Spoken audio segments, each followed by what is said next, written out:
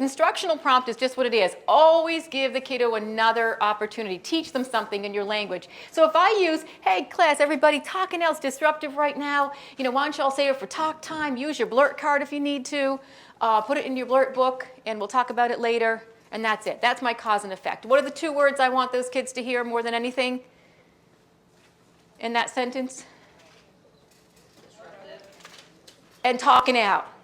Talking out right now is disruptive. See, I don't want to say, stop talking, no talking.